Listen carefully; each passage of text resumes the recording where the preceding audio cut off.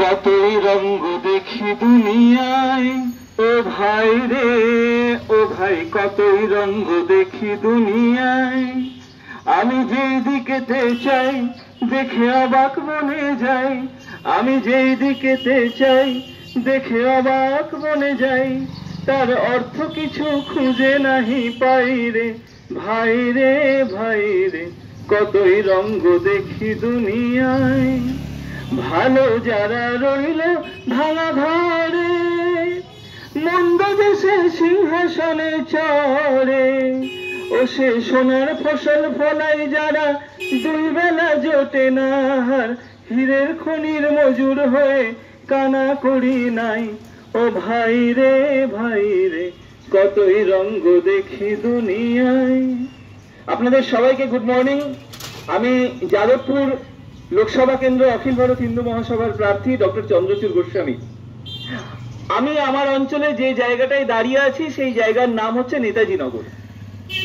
এটা আমাদের কাছে খুব দুর্ভাগ্যজনক যে এই নেতাজি নগরের মাটিতে বলে যাচ্ছি 23শে জানুয়ারিতে আমরা আমাদের বাংলার সন্তান, আমাদের দেশনায়ক ভগবান নেতাজি সুভাষচন্দ্র বসুর গলায় মাল্যদান করি, আর তারপরে 26শে জানুয়ারিতে একটি চশমা দাদুর গলায় আমরা মাল্যদান করতে বাধ্য হয়। আমাদের উপরে চাপিয়ে দেওয়া হয়েছে father of the nation, but Gandhi can never be the father of our nation.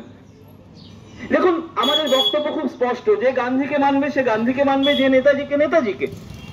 কিন্তু সঠিক ইতিহাসটা আমাদের জানা দরকার যে নেতাজি সুভাষচন্দ্র বোসকে কারা চক্রান্ত করে প্রথমে কংগ্রেস ছাড়া এবং তারপর ভারত ছাড়া করেছিল।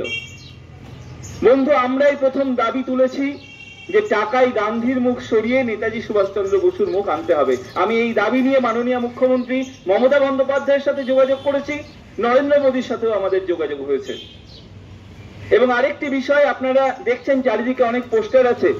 দেখুন, এটা অস্বীকারের কোনো জায়গা নেই যে বিরোধীরা এককাট্টা না হতে পারলে ভারতবর্ষে হয়তো মোদীবাবু ভালো রেজাল্ট করবেন, আর আমাদের পশ্চিমবঙ্গে মমতা দেবী, তার প্রতি যদি মানুষের আস্থা থাকে, তারাও ভালো রেজাল্ট করবেন। কিন্তু যাদবপুর লোকসভা এমন একটি কেন্দ্র, আপনাদের প্রত্যেকটি ভোট কিন্তু ভারতবর্ষের আগামী দিনের দিশাকে পরিবর্তন করে দেবে। কেন জানেন?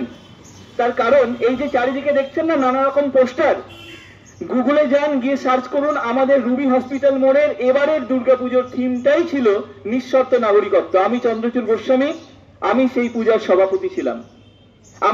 আমাদের এই অঞ্চলে আমার যে মা ভাই বোনেরা আছেন, এই অঞ্চলটি পূর্ববঙ্গীয় বা অনেকটা যারা পূর্ববঙ্গ থেকে আসতে বাধ্য হয়েছেন তাদের অধ্যুষিত এলাকা। অনেকেই ইস্ট বেঙ্গলকে সাপোর্ট করেন।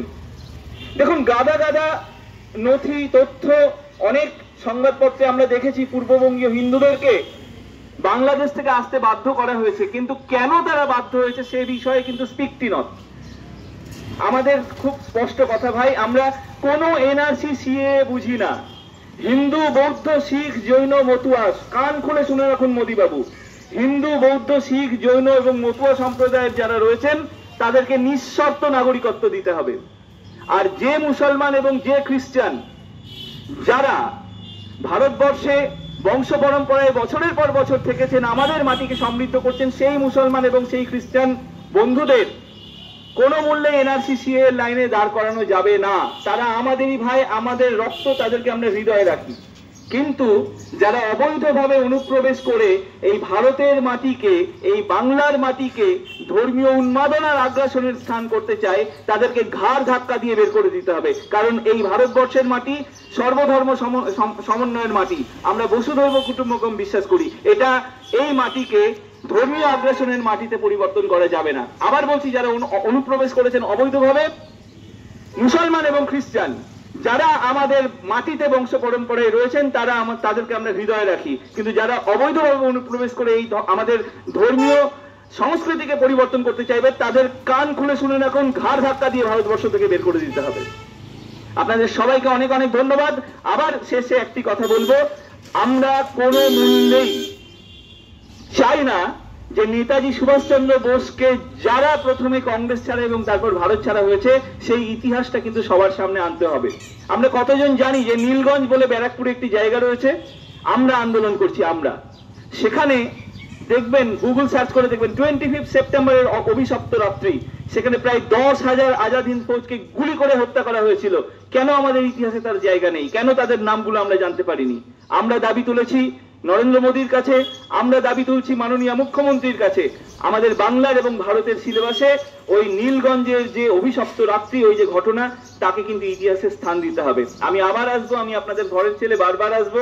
হাত জোর করে প্রত্যেককে করজোরে প্রণাম জানাচ্ছি। এই নেতাজি নগর অঞ্চলের প্রত্যেকটি মা বোন এবং প্রত্যেক আমার বাবা মা কাকা বন্ধু সবাইকে বলছি, এবারের ভোটটা কিন্তু নির্ণায়ক ভোট।